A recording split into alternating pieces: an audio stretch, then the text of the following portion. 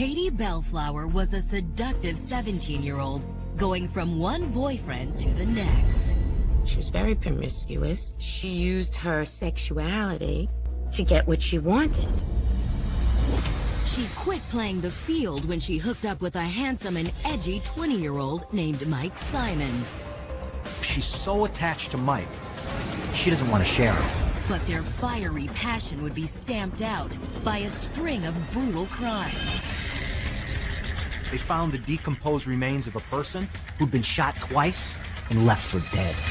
Now, follow along with investigators as they try to solve this gruesome mystery.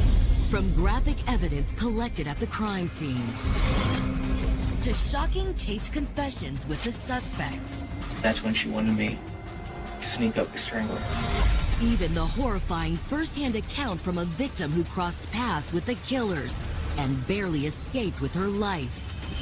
I'm fighting to get the rope off my neck. She says, I'm gonna kill you too.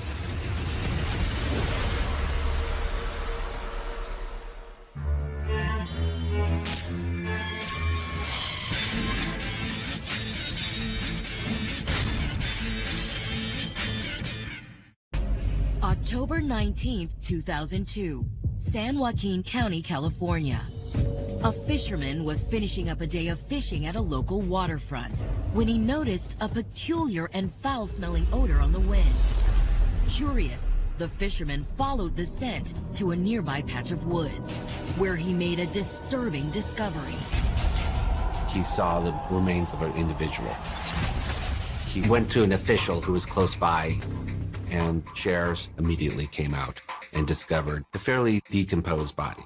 It was clear to police that the body had been in the brush for days, if not weeks. You have the heat, you have animals. It was pretty gruesome. You would never be able to identify the body by just looking at it. While the identity of the remains was a mystery, the remote location suggested that whatever the cause of death, it had not been an accident. The body was hidden. Someone had left the victim here in the underbrush, in the middle of nowhere, because they didn't want it to be found. If their hunch was true, detectives knew that their work was just beginning. Somebody had killed this person, so they have to find out who the murderer is and who the victim is. But little did investigators then know that answering those questions would expose a disturbing plot, along with a deadly series of atrocities, and evidence that these crimes were the work of two cold-blooded killers desperate to be together. They would do anything for each other. Nothing was going to stand in their way.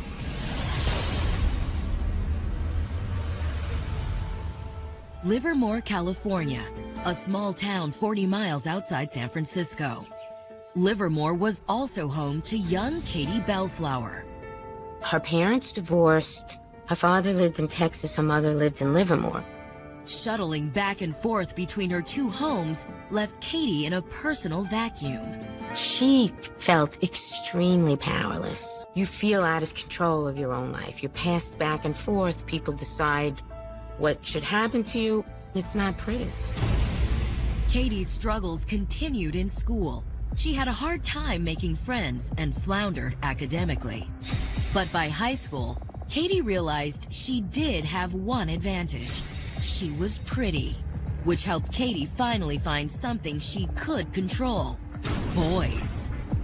She was very promiscuous, had a reputation, and like many girls of divorce, fatherless girls, she used her sexuality to get what she wanted.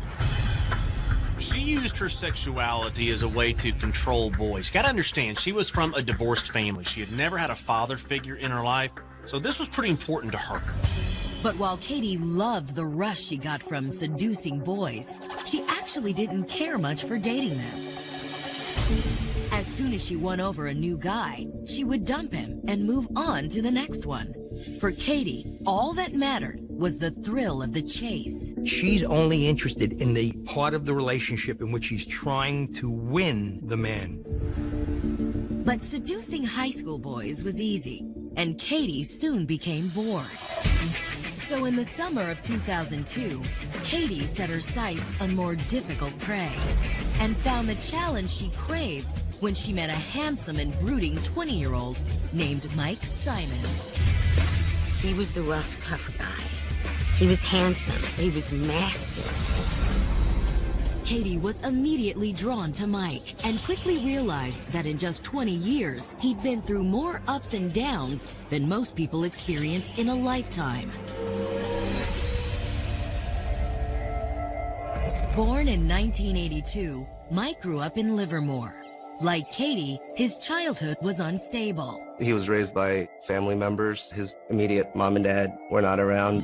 By his teen years, Mike's lack of a defined family had left him bitter. He began acting out, leading to more than a few run-ins with the law. He was impulsive, confused, enraged, and ashamed. Right from the beginning, he was told, "You're nothing. You are nothing." Searching for somewhere to belong, Mike attempted to enlist in the military, but was turned down. He had been in contact with recruiters, however, they weren't going to accept him due to his criminal past. Mike had been rejected by both his parents and his country. Because of his good looks, Mike never had trouble getting girls. But deep down, Mike craved a deeper and meaningful connection.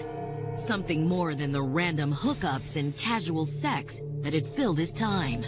He was going girl to girl, looking to fill the emptiness in his life. But then he met Katie Bellflower. And even though she was known as the queen of casual flings, Mike was not immune to her well-practiced and well-known charms. Katie began seeing him around. She started flirting with him. It's a beautiful girl. Mike likes it.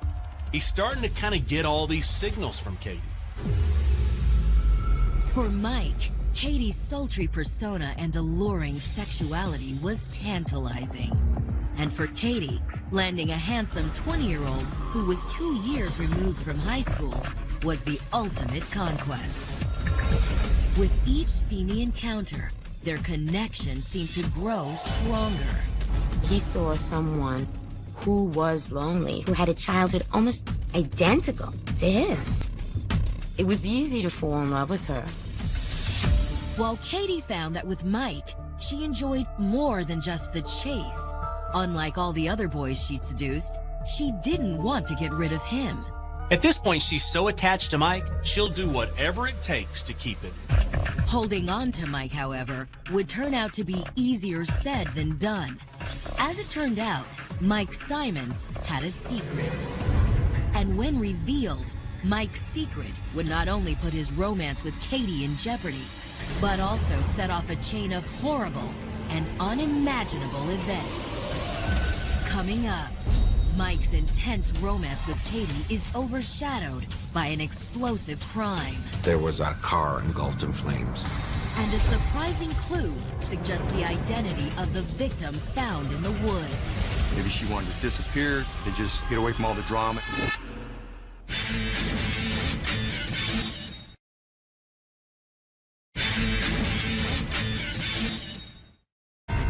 After earning a reputation for seducing and then leaving a string of high school boyfriends, 17-year-old Katie Bellflower had found a man she finally wanted to settle down with, 20-year-old Mike Simons.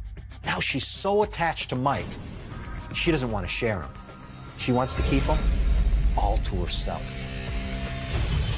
But Katie was about to learn that holding on to Mike Simons wouldn't be easy.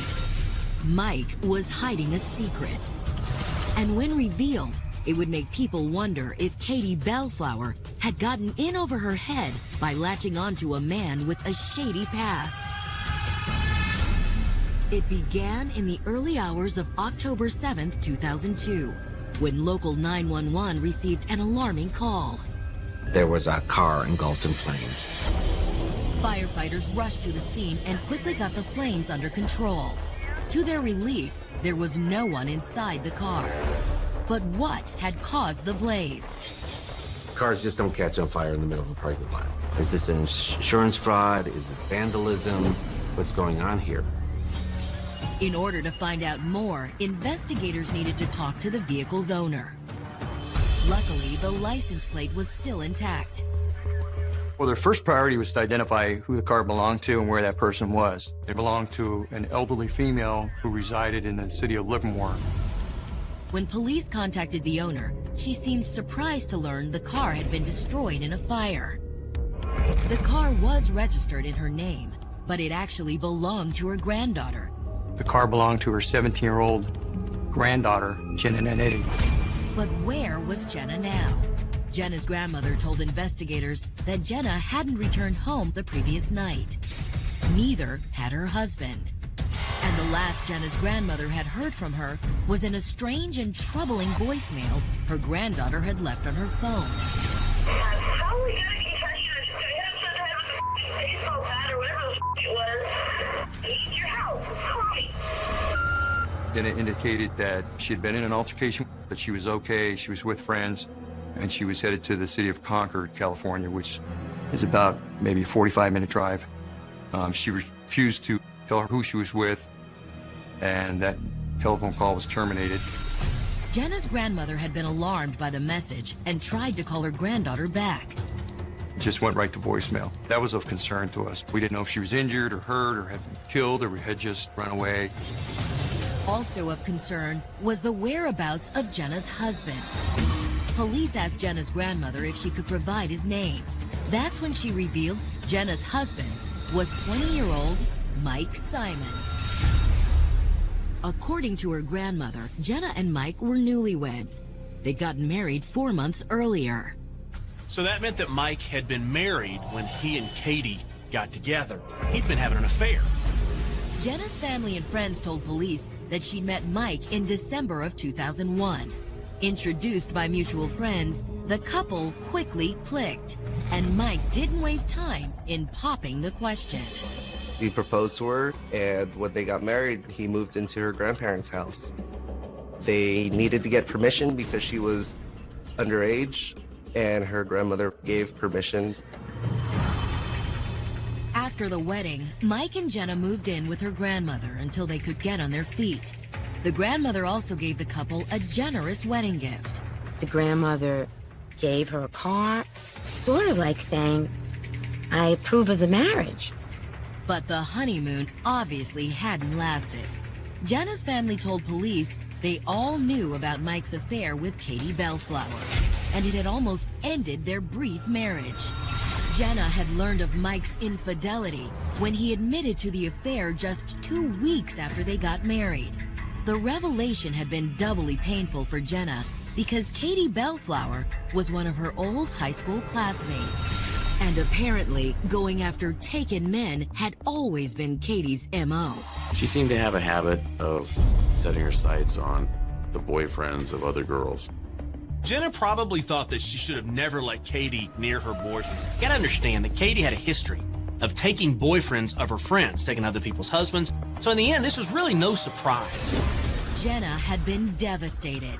But when Mike asked her for a divorce, she refused. Jenna didn't want to get divorced. They had just gotten married, so why would she want to get divorced? She would want to work it out. Jenna told Mike she still loved him and that she was willing to forgive the affair with Katie. She really wanted Mike to stay with her. She needed him to recommit to their wedding vows. She wanted the marriage to work. Jenna's heartfelt appeal must have worked. Even though Mike had admitted feelings for Katie, he didn't want to hurt his wife. Plus, Jenna's family said Mike had other, more practical reasons for making his marriage with Jenna work. Even though Mike had a job, he really didn't make much, and he was really counting on the money Jenna made, and the money she was getting from her grandmother. With Jenna, he could have a life and a means of support. Whereas Katie didn't have a job. She didn't have a house to live in. All Katie could offer was sex. From all outward appearances, it seemed Mike and Katie's love affair had come to a halt, which raised the question, could Katie have been behind Jenna's disappearance? Katie was used to leaving men. She wasn't used to anybody leaving her. So in the end, she probably became insanely jealous and just took it out on Jenna. Also in question was the whereabouts of Jenna's husband, Mike. Jenna's grandmother wasn't sure where Mike was. She told police that the couple had started having problems again. It was their first difficulty since the couple reconciled following Mike's affair. And while the couple had been living with her since their wedding, she hadn't seen Mike around in the last few days. Since Mike was also missing, did that mean he had been a victim of a crime too? And could his former mistress Katie Bellflower have come after Mike after targeting his wife Jenna? If Katie was upset after being dumped, there's no telling what could have happened. She could have taken out Mike and Jenna after being rejected. To find out, detectives began the work of trying to track both Mike and Katie down. In the meantime, investigators continued to interview Jenna's family to try and figure out what might have happened to her. And they soon learned something surprising. According to her sister, Jenna was still despondent over Mike's affair with Katie Bellflower. In fact, Jenna had apparently been so devastated by Mike's betrayal that she'd made a surprising and perhaps telling admission. She had considered running away. Had Jenna been so upset with Mike's infidelity that she faked her phone message about her fight with a mysterious stranger and then burned her own car to cover up her disappearance? Maybe she wanted to disappear, just, get away from all the drama involving Michael. Coming up, the search for Jenna Nanetti takes a stunning turn when another young woman falls in the deadly grasp of a potential serial killer. I'm fighting trying to get the rope off my neck. This might be the end of my life right now.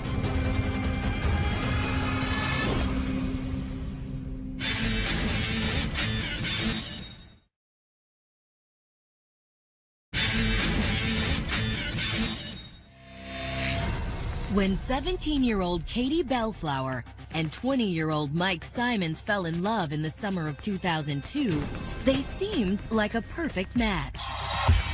But there was just one problem. Mike wasn't just spoken for. He was married. And after this torrid affair with Katie, Mike was going back to his wife, leaving Katie alone and heartbroken.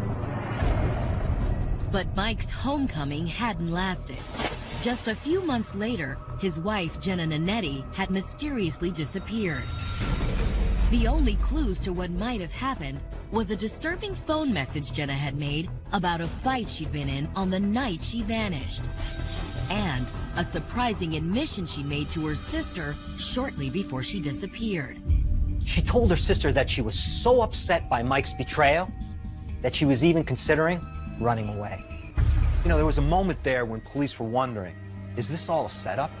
Had Jenna really disappeared on purpose? Adding to the mystery of the case was the fact that Jenna's husband, Mike Simons, was also missing. But police got a break in the case when Mike finally returned the phone calls they'd left on his cell. Speaking with investigators over the phone, Mike confirmed that he'd moved out after some recent friction with Jenna. Police asked if he wouldn't mind answering a few questions. Mike agreed and gave them an address where he could be found. Detectives headed to the address, and Mike answered the door, but he wasn't alone. We knocked at the front door of the residence. Michael and Katie emerged. Mike was with Katie Bellflower, the same woman he was having an affair with a few months earlier. Mike told investigators that he'd reconnected with Katie when he and Jenna began having problems again. The house belonged to Katie's mother. He'd been staying there while things were still rough at home. Mike and Katie both appeared shocked to learn that Jenna was missing and that her car had been set on fire. Mike told police that even through their marital problems, he and Jenna had stayed in contact, and he'd actually seen her briefly on the evening she disappeared.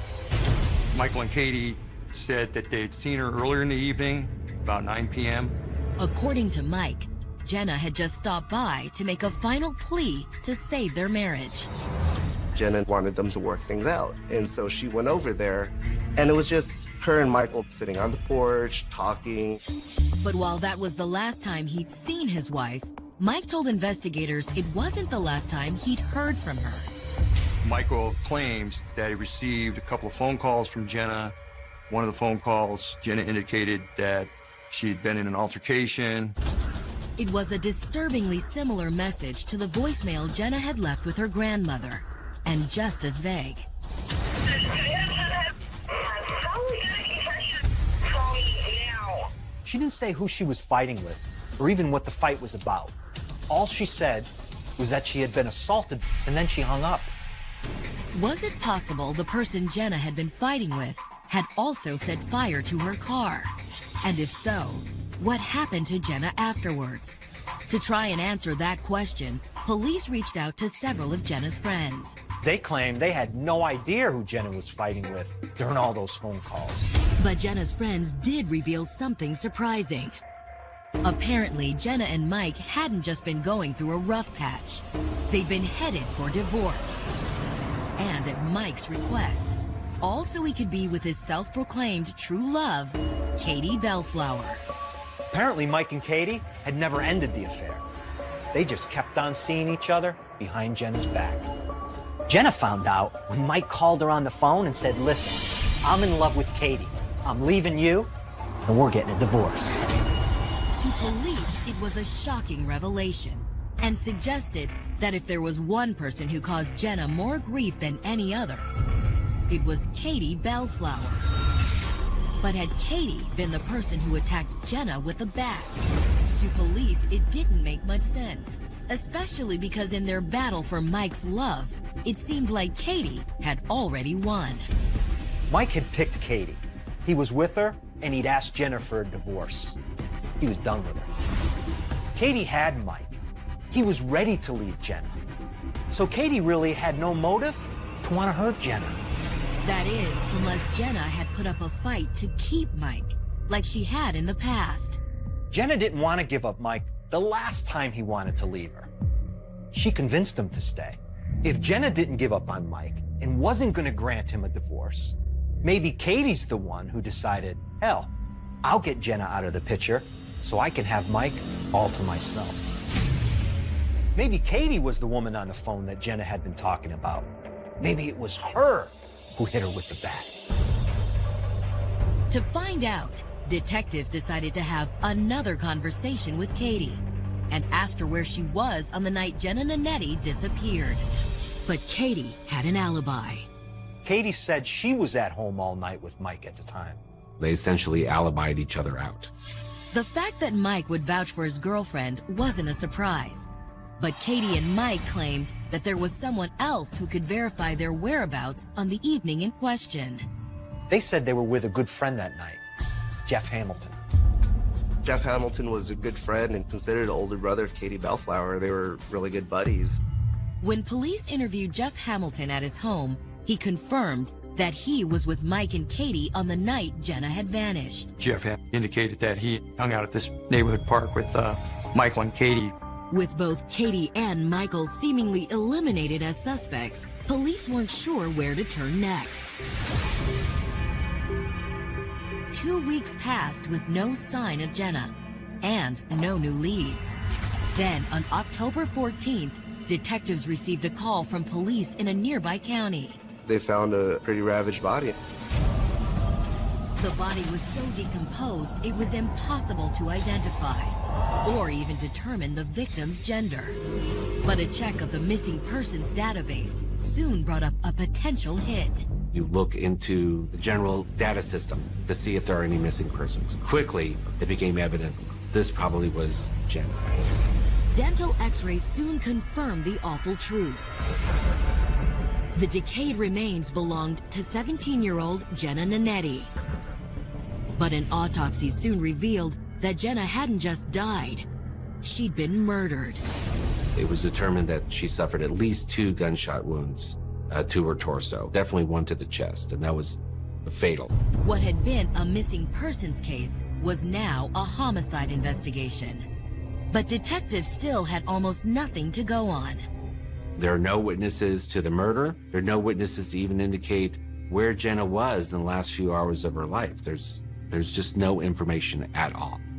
To try and figure out what could have happened to Jenna, police turned to the public for help. But despite a $5,000 reward, no new leads came in. Months passed without any new developments. That's where the investigations stalled. But in the spring of 2003, events began to unfold that would shine a new light on the dormant case. It began in the early morning hours of March 1st in the Del Valle Regional Park, about 10 miles east of Livermore. A park patrol officer was making his rounds when he approached a suspicious-looking vehicle parked alongside of the road. As the officer got closer, he could make out 3 teenagers on the ground beside the car.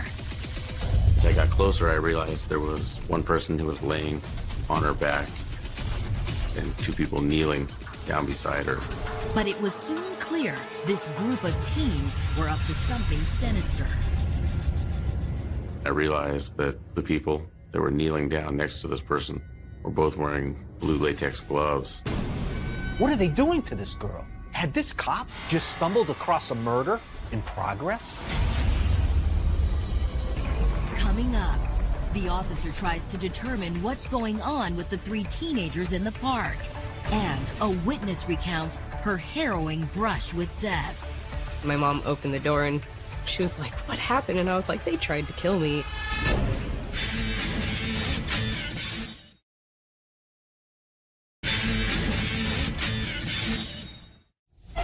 "20-year-old Mike Simons had married his high school sweetheart, Jenna Nanetti, only to leave her a few months after their wedding for a seductive 17-year-old named Katie Bellflower.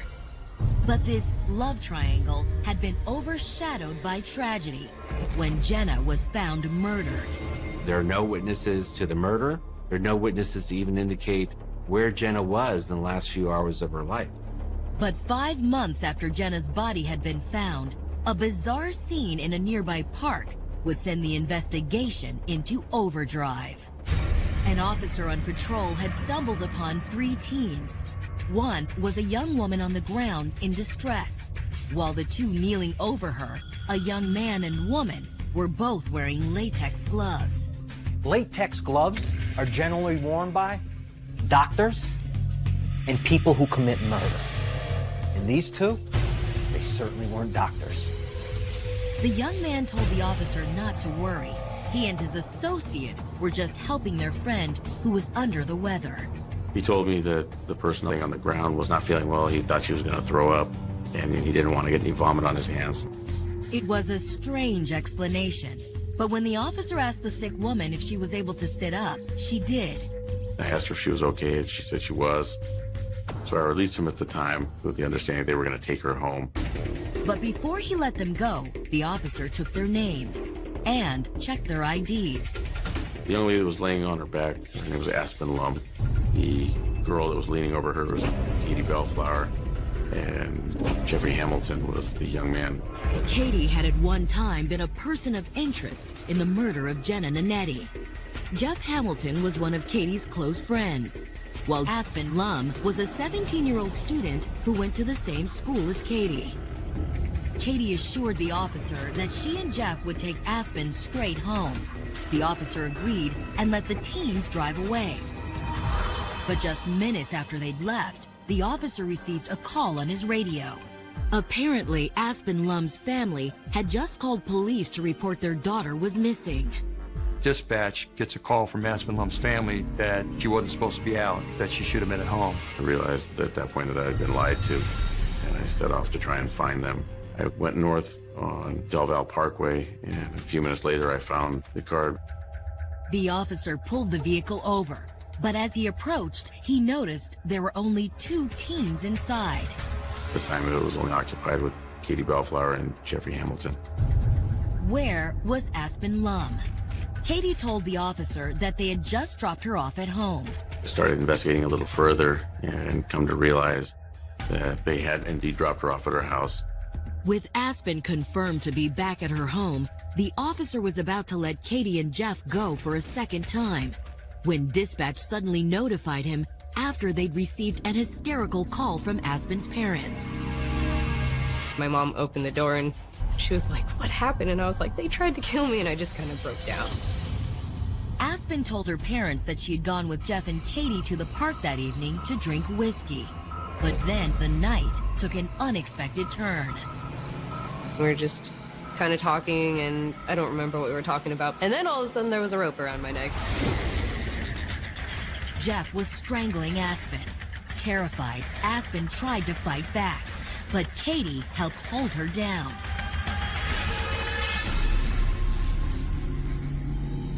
She was holding me down on the ground, and I was just thinking, this is gonna be the end of me. It was a harrowing story, backed up by the injuries on Aspen's neck. She shows them ligature marks on her neck. The reason she didn't notify the park police at the time was she was so frightened she was basically frozen. But why had Katie and Jeff tried to kill Aspen? Once in police custody, Katie accused Aspen of lying about the attack and suggested that Aspen was simply jealous of her relationship with Mike Simons. And the only thing I can think of is basically her trying to get me out of the picture so she can have Mike.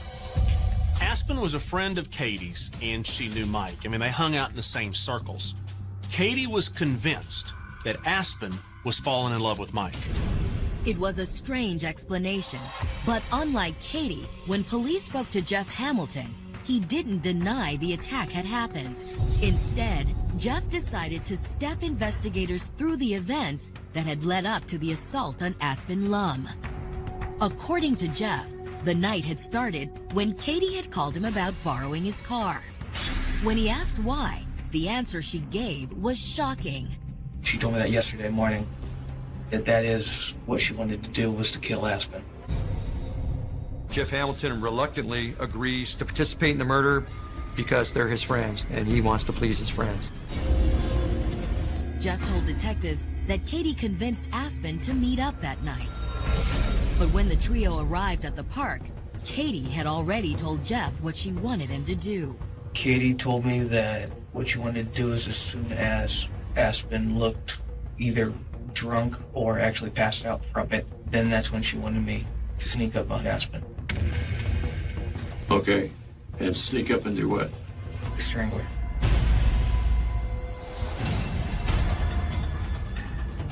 But when Jeff had tightened the rope around Aspen's neck, the frightened teenager had fought back. So Katie helped hold her down. Catherine Bellflower begins pulling her hands away so she can't pull the rope from around her neck. That's about the time one of the park police officers drove up, so it was kind of a lucky thing that he showed up right then. Detectives confronted Katie with Jeff Hamilton's incriminating confession. That's when she decided her best interest was to tell her side of the story. Katie told detectives it was true that she tried to kill Aspen. And the reason was because she had just learned that Aspen was cheating with her boyfriend, 20-year-old Mike Simons. Mike took up a relationship with Aspen Lum, and at that point, I think that's when Katie began to try and find a way to get Aspen out of the picture. Katie told investigators she wasn't about to let Mike go without a fight. And then Katie Bellflower made a startling second admission. She said, "The only reason I tried to kill Aspen is because I got away with Jenna's murder." She told police, I killed Jen and Annette, and they were shocked. She's confessing to a cold case murder that's nearly 6 months old. Katie explained that when she and Mike fell in love, Jenna had been the only thing standing between them and living happily ever after. Me and Mike were talking about it one day, and we agreed that the only way to get that drama out of our lives was to get rid of her.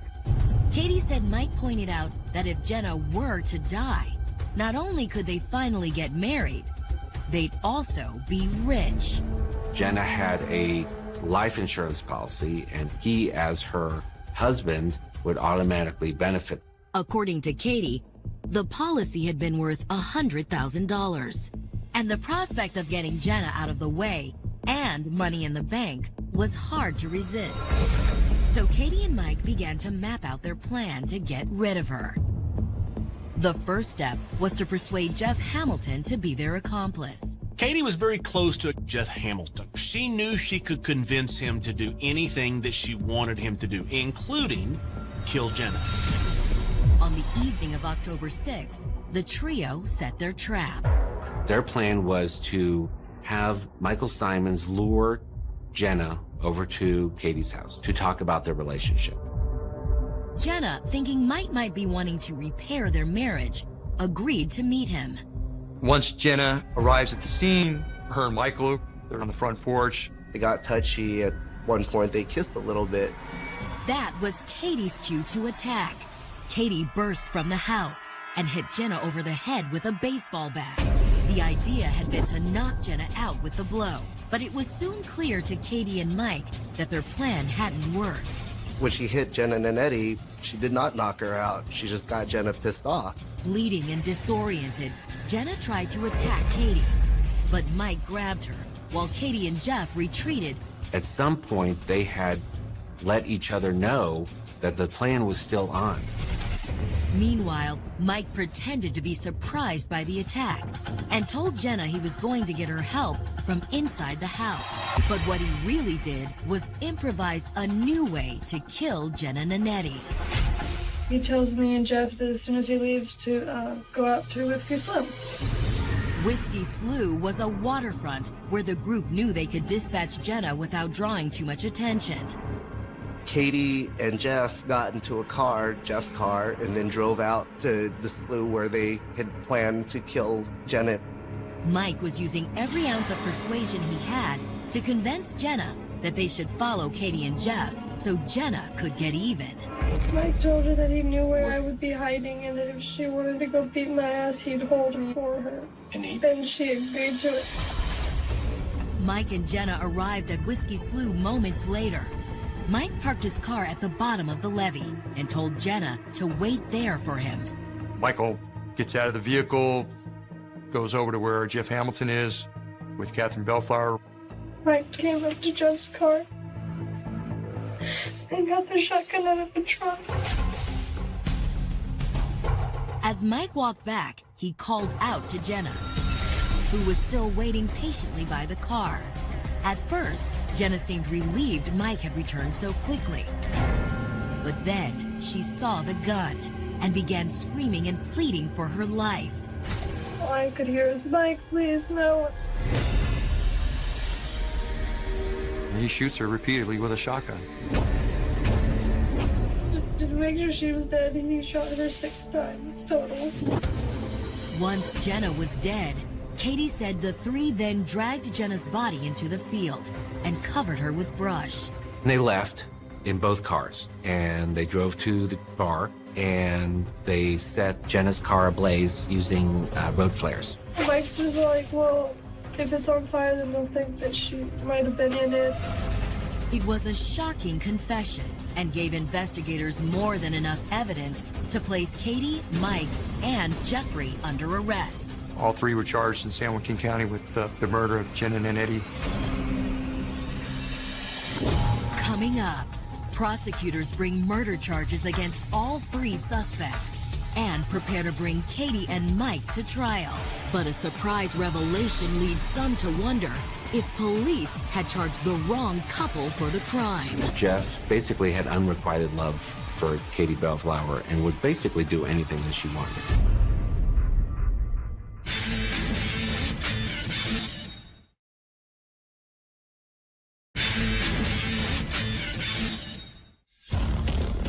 Months after Jenna Nanetti's body had been found dumped in a field, her husband Mike Simons and his mistress Katie Bellflower were charged with her murder.